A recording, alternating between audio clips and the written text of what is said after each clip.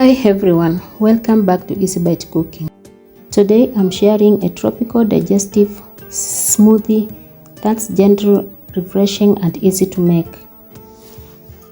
It's made with papaya, pineapple, chia seeds and water.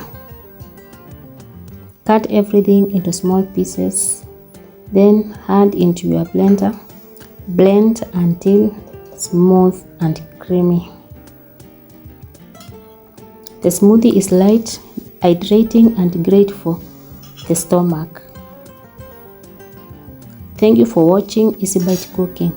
Like, subscribe and I will see you in the next recipe.